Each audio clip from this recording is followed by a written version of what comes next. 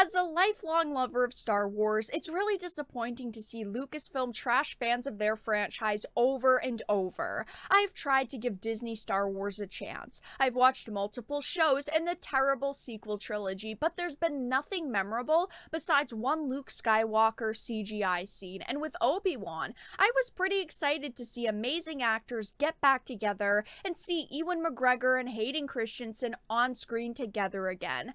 But of course, Lucasfilm had to go and ruin the excitement by telling actresses to expect racist backlash from fans. I have a few things to show off, but before we get into the topic at hand, if you enjoy the content that I create, please make sure to subscribe to the channel and hit the notification bell. Follow me on social media like Twitter or mine so that you can see when my content is posted. And of course, if you do really enjoy the videos and the live streams that I create, please consider becoming a Dark Titan via Patreon for just $1 a month, or support the channel via YouTube memberships. All of the links are in the description, and of course, I do really appreciate all of the support. So this is a Bounding Into Comics article. It says, after endorsing calling all white people ists, Lucasfilm prepped actress Moses Ingram against ist backlash to her Obi-Wan Kenobi character. Lucasfilm, a subsidiary of the Walt Disney Company, believes their Star Wars fan base is ist, and according to the actress Moses Ingram, who plays Inquisitor Reva in the upcoming Kenobi series, warned her she would face racism for playing the character. Ingram's revelation that Lucasfilm believes their Star Wars fan base is ist comes a little over a year after the company endorsed supporting calling all white people racist. I remember the Christina Ariel situation. I talked about it in a few videos, but she goes on and on and on social media about how terrible white people are. Scrolling down, though, it says the official Star Wars account came out in support of Ariel, writing, "Our Star Wars community is one of hope and inclusivity. We do not stand for bullying and racism." Of course, simply because people were bringing up tweets that she made, they decided to come out and make this statement because she felt that she was being attacked unfairly. Ingram, though, who is set to play the villainous Inquisitor working under Darth Vader, is slated to have a major role in the upcoming series, with some arguing her impact will be even bigger than the title character of Obi-Wan Kenobi played by McGregor. To that effect, the character of Reva is described by the show's creator as someone who will contribute to the legacy of Star Wars villains in a really interesting way. And I just want to say, I hope that this character contributes to the legacy of Star Wars villains in a positive way. I hope that her character is great. I hope that her character is amazing. Her character looks pretty cool from what I've seen in the trailers, but unfortunately, this is a show about Obi-Wan Kenobi and Darth Vader. I do not think that she should have this big role. I don't think that she should be one of the main stars. I think that the stars should just be Ewan McGregor, Hayden Christensen. I don't think that she should have such a huge impact in this series. Why don't you make her her own series? I don't know. That's an idea. But if she doesn't take away from the main characters and she's just a side character like she should be, I think that this could turn out pretty good. I'm interested to see what this character provides to the legacy of Star Wars villains, and I do hope that it's positive, but we know with Star Wars now, that's usually not the case. There hasn't been a lot of positive coming out of Star Wars in the past few years.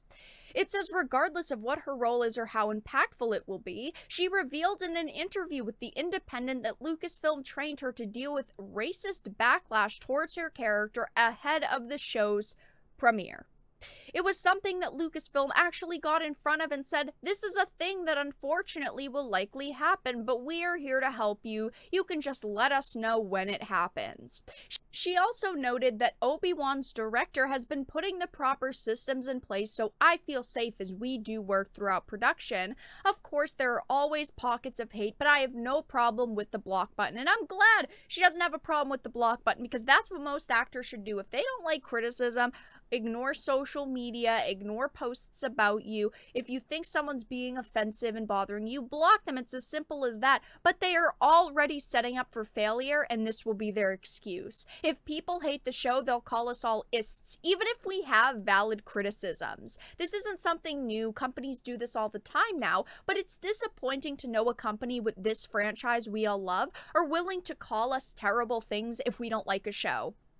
I have high hopes with this show. I hope it turns out amazing. I hope this character is really cool and great and does have a positive impact on the legacy of Star Wars villains. Don't get me wrong, but I know better than to fall in love with a project before it releases. I know better because I've seen so many amazing trailers, and then the show or movie comes out and it's absolute garbage. And I hope that's not the case with Obi-Wan, but they're already setting up for failure, which doesn't give me a lot of hope.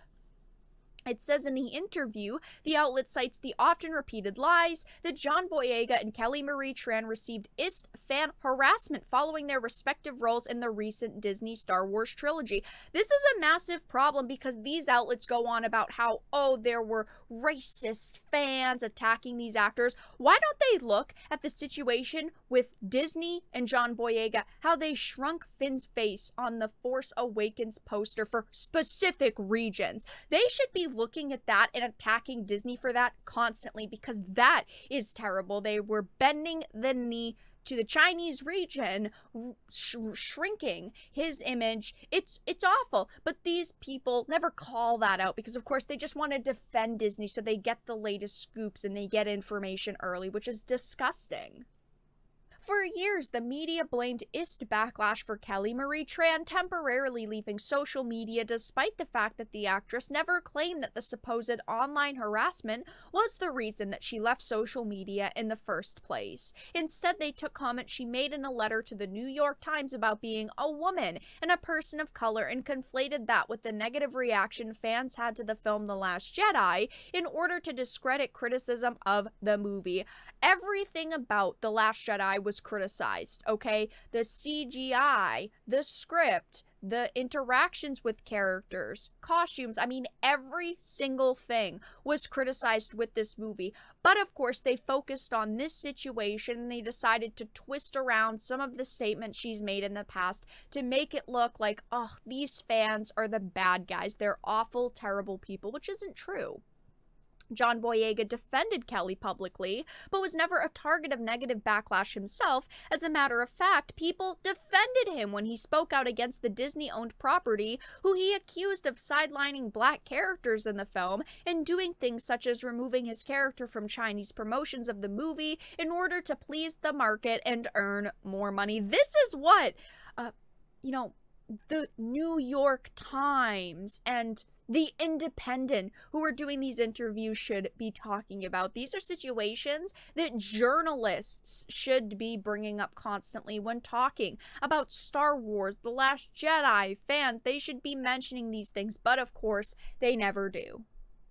It says, sensing that the fan base Lucasfilm continues to profit off of, yet rushes to condemn whenever they reject or criticize the latest pet project from executive producer Kathleen Kennedy, the Disney-owned company is looking to get ahead of negative reactions to this series when it drops this coming Friday. I do not like Kathleen Kennedy. She is not someone I think that should be in charge of Lucasfilm. I think that she has done terrible, terrible things for this franchise. And again, I hope that this Obi-Wan series comes out, and I do hope that it's really good. I hope I don't have any criticisms, but I highly doubt that's going to happen. I think there's going to be a lot of problems, a lot of strong, independent woman who doesn't need a man, lots of sidelining of these main characters that we want to see. We can have hope that they will not sideline the main characters simply because they paid so much to get them in this series, but only time will tell. I will definitely attempt to watch it. I hope that it's not that bad, like the Halo series or the Book of Boba Fett, that I don't want to watch it, but I will attempt to watch it. I will let you all know my thoughts in just a couple of days when it releases, but that's all that I really had to discuss in this video. Let everyone know your thoughts in the comment section down below. If you enjoyed, please make sure to give it a like, share it, and subscribe to the channel. And of course, if you didn't, make sure to give it a dislike. I appreciate your support either way, but I will talk to you all again in the next video really soon.